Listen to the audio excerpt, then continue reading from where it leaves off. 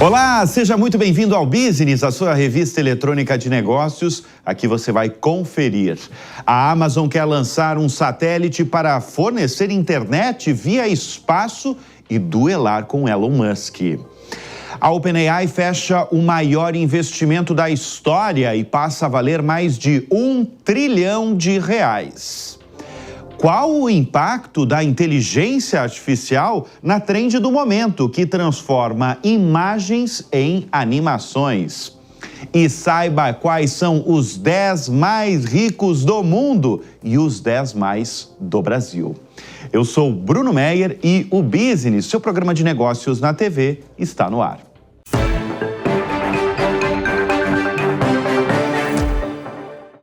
Pesadelo na Apple. A empresa viveu nos últimos 2 dias os piores dias, sobretudo na quinta-feira, na Bolsa de Valores desde setembro de 2020. Só na última quinta-feira, uma das companhias mais valiosas do mundo perdeu mais de 250 bilhões de dólares, o equivalente a R$1 trilhão e 400 bilhões de reais em valor de mercado, e se tornou até o momento uma das maiores vítimas do tarifaço de Donald Trump. As ações da Apple caíram 8,5% assim que o mercado abriu na última quinta-feira. Tudo porque as tarifas de Trump acertaram em cheio o produto que representa metade da receita da empresa. Com isso, após o anúncio das tarifas impostas a diversos países, Donald Trump pode afetar um dos ícones americanos, a Apple, cofundada por Steve Jobs, cuja maior fonte de renda é um símbolo americano, que é o iPhone. O tarifaço de Trump foi pior do que o esperado. A China, por exemplo, terá os produtos que exporta para os Estados Unidos taxados em 34%, enquanto a Europa terá uma tarifa de 20%. Outros países asiáticos que vendem bastante no mercado americano vão sofrer mais. O Vietnã, por exemplo, terá tarifas de 46%. Esses locais que eu falo, Vietnã, China, são onde ficam os maiores centros de fabricação da Apple na Ásia. Analistas do Banco Citi calculam que a Apple tem mais de 90% da sua fabricação na China.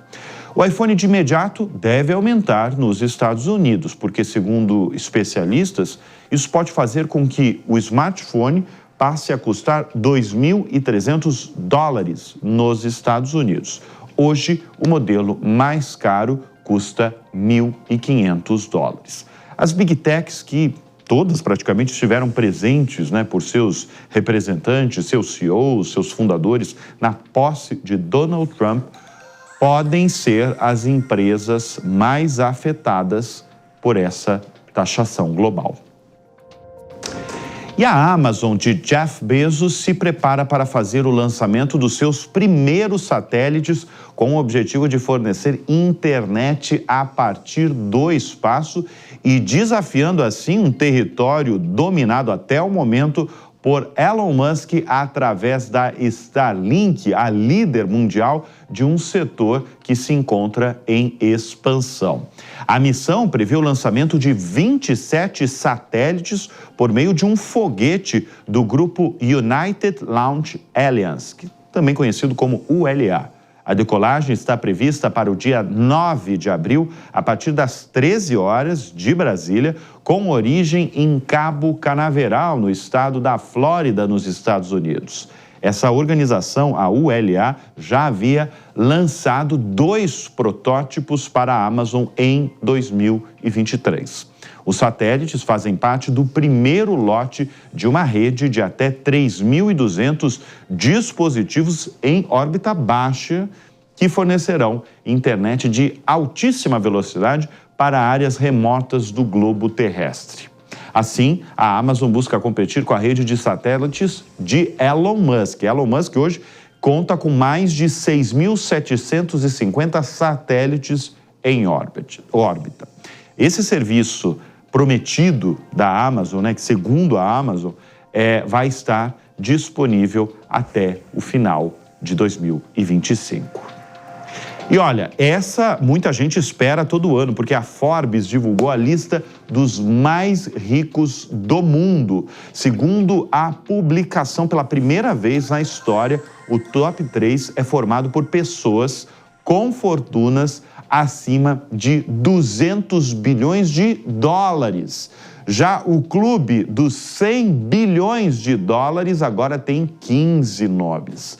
De acordo com a Forbes, existem 3.028 bilionários pelo mundo, mais de 3.000, 247 a mais do que no ano passado. Juntos, toda essa turma aí, eles acumulam um patrimônio de 16 trilhões de dólares. O ranking praticamente não apresentou surpresas sobre quem é o homem mais poderoso do mundo. A gente tem essa lista dos 10 mais do mundo.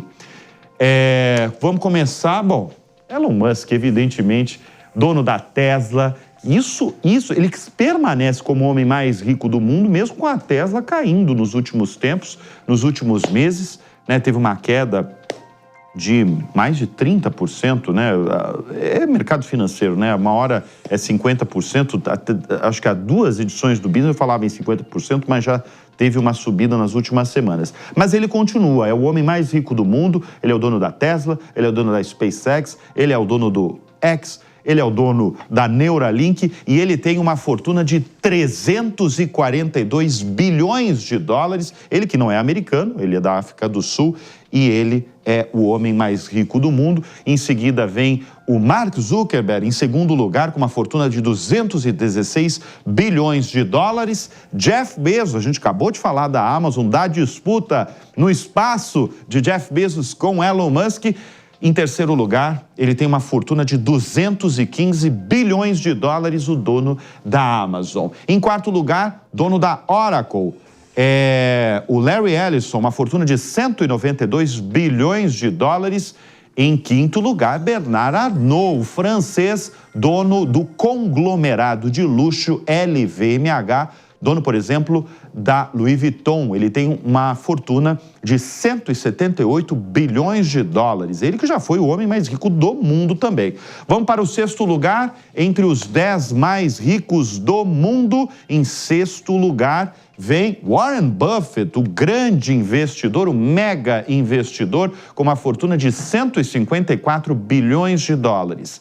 Em sétimo lugar, Larry Page, do Google, uma fortuna de 144 bilhões de dólares. Em oitavo lugar, o Sergey Brin, também cofundador do Google, uma fortuna de 138 bilhões de dólares. Em nono lugar, o Amancio Ortega, espanhol, uma fortuna, dono da Zara, né? Uma fortuna de 124 bilhões de dólares. Em décimo lugar, o Steve Ballmer, da Microsoft, uma fortuna de 118 bilhões de dólares. A gente está falando dos 10 homens mais ricos do mundo. Vamos para o Brasil, porque saiu a lista dos 10 homens, os 10 nomes mais ricos do país, porque em segundo lugar tem uma mulher. Em primeiro lugar, ele, que aos 43 anos não sai dessa lista, não vive no Brasil, mas ele é paulista e ele co-criou, junto com Mark Zuckerberg, o Facebook, que mudou o comportamento do planeta a partir da sua criação. O Eduardo Saverin tem uma fortuna de 34 bilhões de dólares, 34 bilhões e 500 milhões de dólares. Em segundo lugar, Vicky Safra, do Banco Safra, aos 72 anos, ela tem uma fortuna de mais de 20 bilhões de dólares. Em terceiro lugar, Jorge Paulo Lemann, da AB InBev.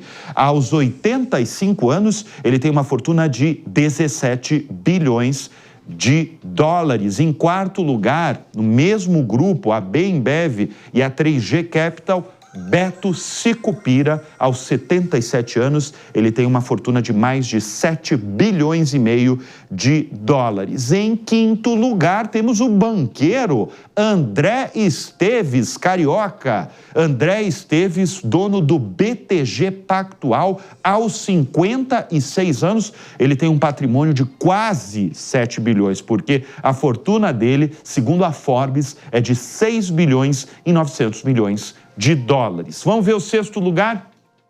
dos mais ricos do Brasil. Em sexto lugar, a gente tem a família Moreira Salles entrando no ranking.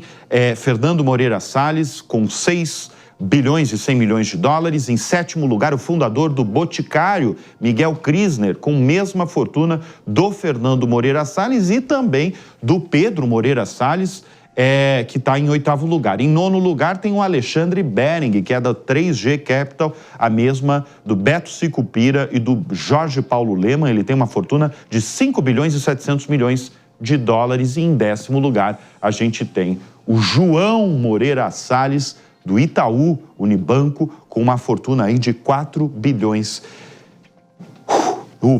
4 bilhões e 500 milhões de dólares. Assim a gente conheceu os 10 homens mais ricos do mundo e os 9 homens e uma mulher mais ricos do Brasil.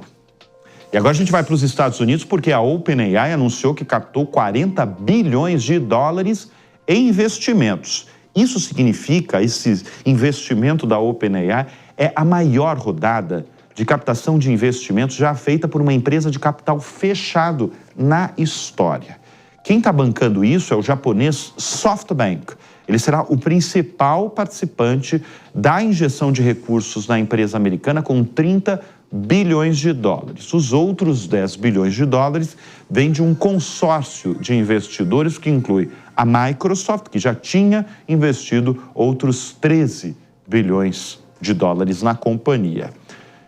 Quem assiste o Business sabe o que é a OpenAI. Quem não assiste, eu preciso falar. A OpenAI criou o ChatGPT e é considerada a líder global em inteligência artificial. Com esse investimento, a OpenAI vale agora 300 bilhões de dólares. Mais de 1 trilhão aí, 700 bilhões de reais.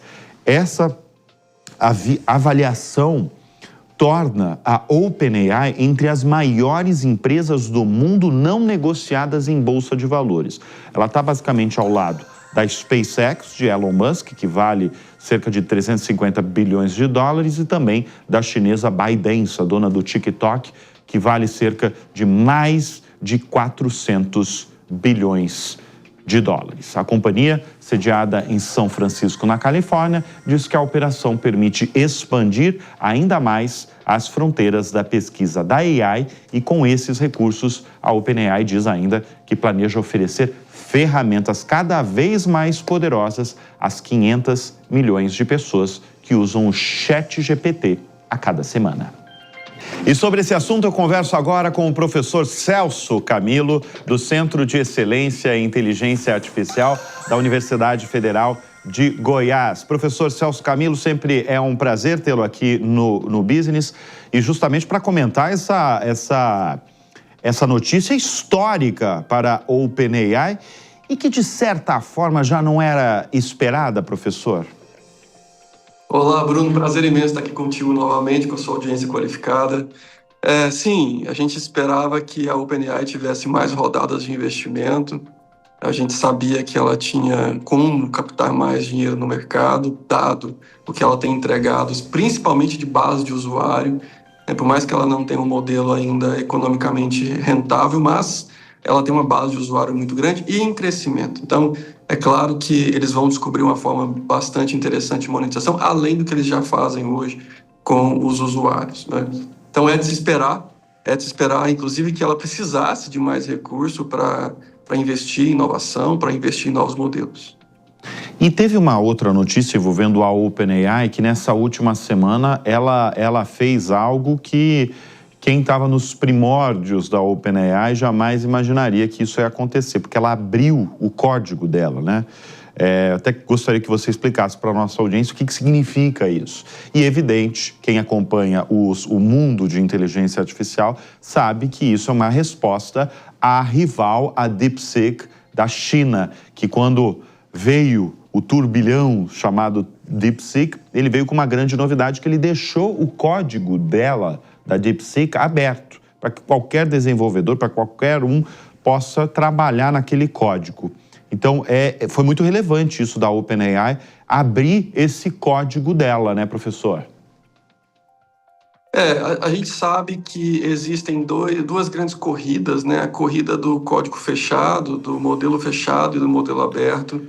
O modelo aberto, a empresa que tem o modelo aberto também, ele ganha em usabilidade, ele ganha em comunidade, ele ganha em evolução de uso a partir daquele modelo. Isso não é novidade do ponto de vista da corrida, porque já tem, por exemplo, a própria Google tem a versão dela fechada, Gemini, e a versão dela aberta, a Gemma, né, o modelo Gemma. Então, você tem a DeepSeek que veio com modelos muito menores e também abertos. Então, é uma corrida, né, a própria Meta tem também um modelo aberto dela. Então, o Llama, né? Então, assim, você tem alguns players nessa corrida do modelo aberto, e eu acredito que a OpenAI, evidentemente, vai manter o modelo fechado e o modelo aberto, e o modelo fechado sempre um passo à frente, né, com desempenho melhor, colocado em nuvem, dado escalabilidade para os seus usuários, vendendo um serviço além do próprio modelo, né, um serviço de qualidade, de velocidade, para conseguir monetizar melhor os seus investimentos. Sem dúvida nenhuma, um grande passo, mas eu vejo que dentro da proporção de evolução, a evolução ainda está muito linear, né? Se você pega a versão 4 para a versão 4.5, a melhoria é muito grande na parte de imagem, mas uma melhoria muito pouco sensível na parte do texto como um todo. Então, é provável que esses novos investimentos tragam saltos qualitativos nesses novos modelos que virão pela frente. Professor, eu quero girar o assunto porque teve um assunto que dominou, virou envolvendo inteligência artificial, e eu quero já trazer a sua opinião. Um recurso do ChatGPT se tornou a última febre no mundo da internet. A ferramenta Images for ChatGPT, que transforma fotos reais em imagens semelhantes, como essas que vocês estão vendo aqui, semelhantes às animações japonesas, se espalhou pelas diversas plataformas na última. Aqui vocês têm, por exemplo, Ayrton Senna, né? Você tem vários casos, e não só de personalidades brasileiras, personalidades mundiais, mas muita gente fez isso nas redes sociais, né? Dominou realmente na última semana. Aqui você tem Emmanuel Macron com Donald Trump. Esse recurso foi inspirado nos modelos das animações criadas pelo estúdio Ghibli, responsável por produções como A Viagem de Chihiro. O ChatGPT atraiu 1 milhão de novos usuários em apenas uma hora. Essa afirmação veio direto do CEO da OpenAI, o Sam Altman. A OpenAI, como eu falei, é a dona do ChatGPT. Mas assim, a grande discussão que eu quero ter, eu vou chamar já o professor, é quais os limites dessa utilização da AI na geração de imagem. Por exemplo, essas imagens, quando eu pego uma foto sua, professor, e crio uma animação japonesa e eu coloco na rede social, né, que foi a grande febre, certamente você conhece muita gente que fez isso na última semana. A OpenAI, por exemplo, tem os seus dados com ela? Excelente pergunta, Bruno. Primeiro, uma discussão muito latente é com relação à propriedade intelectual, né? Será que a OpenAI deveria pagar a propriedade intelectual para o estúdio japonês, já que você tem um estilo, né, entre aspas, copiado ali pelo modelo de imagem da OpenAI? A legislação atual de propriedade intelectual, seja brasileira ou seja mundial, ela não prevê cópia de estilo. O que você protege é a obra. Então, você poderia proteger o livro, poderia proteger a ilustração, mas na teoria, em tese, você não poderia proteger o estilo. Tá? Você poderia fazer uma pintura estilo Van Gogh. Se não pintando exatamente o mesmo quadro que o Van Gogh pintou, você não estaria fazendo uma cópia de Van Gogh. Tá? Então, não teria problema com propriedade intelectual. Essa é a tese. Agora, do ponto de vista de segurança da informação, quando o modelo recebe essa imagem como input, não necessariamente você precisa gravar essa imagem. Você precisa reter essa imagem. Então, se eu subo a minha imagem do meu rosto para o modelo, ele não precisaria da minha imagem gravada para ter a saída da imagem no estilo anime, no estilo japonês. Agora, eu posso garantir que a OpenAI não está armazenando isso? Não, não posso. Porque aí depende da política dela. Se ela achar que vale a pena armazenar essas imagens que ela está recebendo, né, e ela tem lá aquela responsabilidade, aquele termo que a gente assina quando a gente vai usar as ferramentas, e tem um monte de coisa que muita gente não lê, ela pode simplesmente colocar que ela vai armazenar aquilo por alguma razão, né? Então, é possível armazenar, não necessariamente para fazer funcionar o modelo, mas provavelmente ela vai poder usar isso talvez para um novo treinamento. Aí, quando ela for treinar a versão 5.0, ela poderia utilizar dessas imagens que estão sendo utilizadas.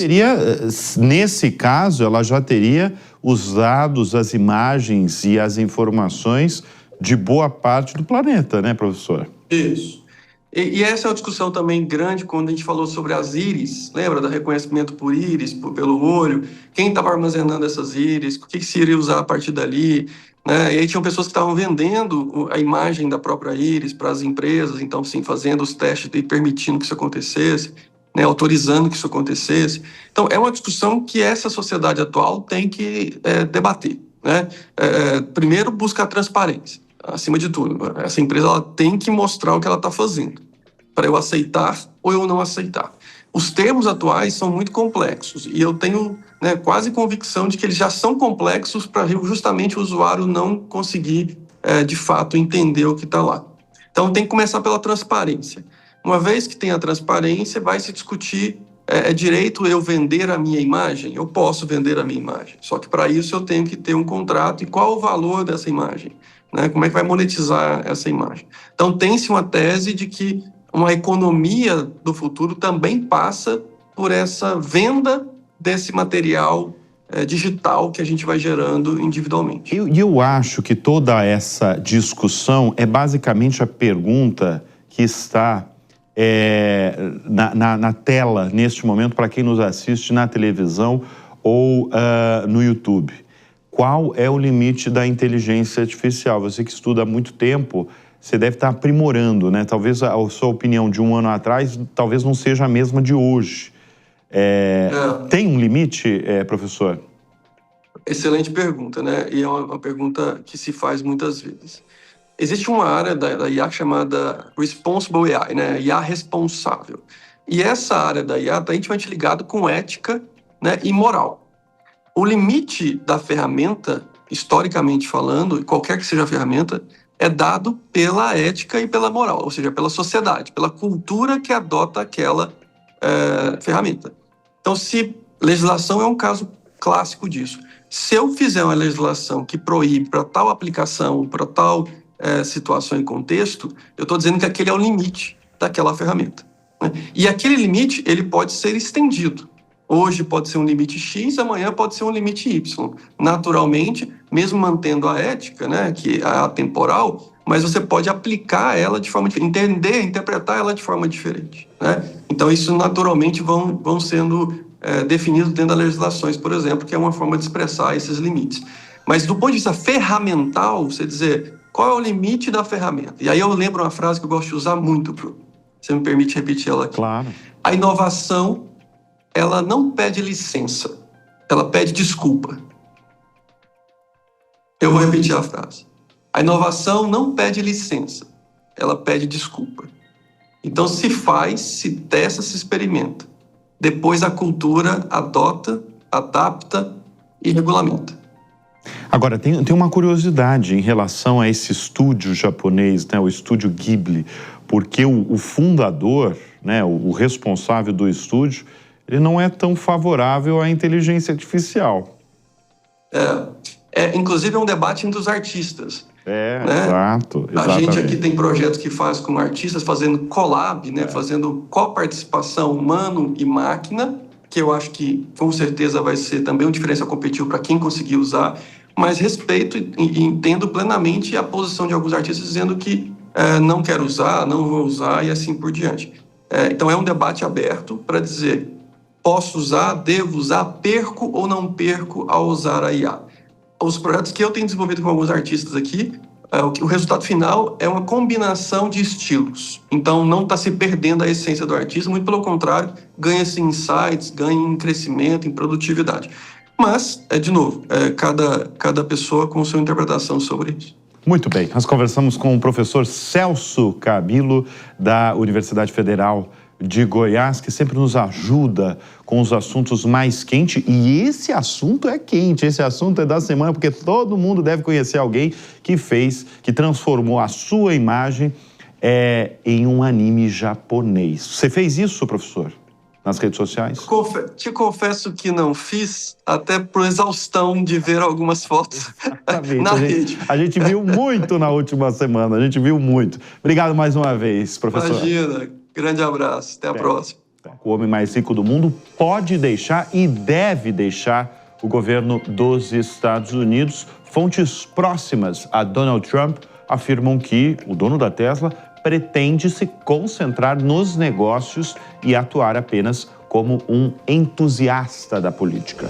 Desde que assumiu a liderança do Departamento de Eficiência Governamental, Elon Musk tem enfrentado resistências pelo mundo, como ameaças de opositores e até vandalismo contra os carros da Tesla.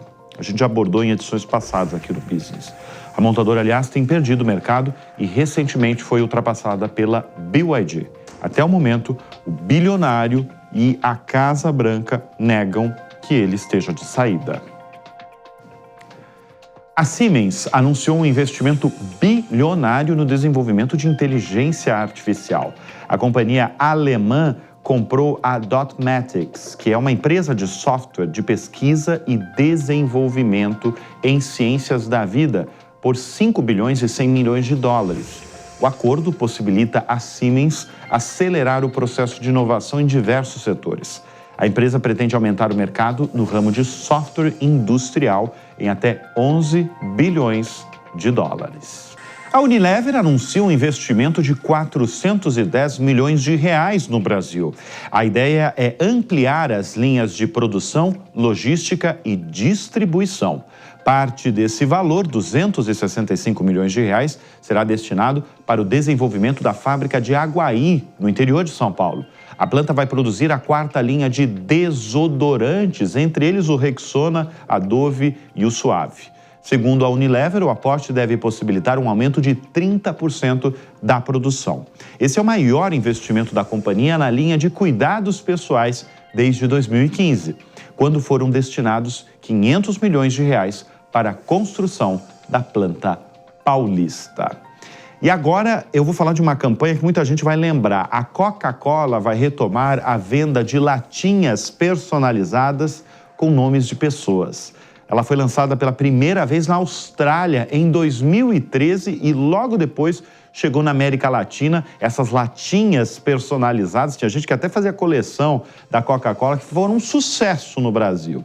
A gente recebeu, na última edição do programa Show Business aqui da Jovem Pan, a presidente da Coca-Cola no Brasil e também na região Cone Sul, a Luciana Batista. Ela deu a primeira entrevista à televisão e ela tocou nesse assunto, ela falou de vários assuntos, mas ela falou que o retorno dessa campanha está focada na geração Z e que o relançamento marcado para o dia 14 de abril oferece uma experiência da personalização com mais nomes disponíveis. Aliás, a entrevista está imperdível, ela vai ao ar nesta quarta-feira aqui na TV Jovem Pan News, às 10 da noite, primeira entrevista da Luciana Batista à televisão, e ela vai falar, inclusive, do investimento bilionário. A Coca-Cola está trazendo 7 bilhões de reais no Brasil. A gente falou de vários assuntos, programa Show Business na próxima quarta-feira, imperdível. E ela falou também desse tema da retomada da campanha das latinhas personalizadas. E com isso eu me despeço, o Business vai ficando por aqui. Eu sempre reforço que o nosso encontro é aos sábados, às 3 da tarde. Gostaria de deixar um lembrete, se você quiser ter conteúdos exclusivos aqui da Jovem Pan, faça a sua assinatura, entra lá www.jovempan.com.br e assine.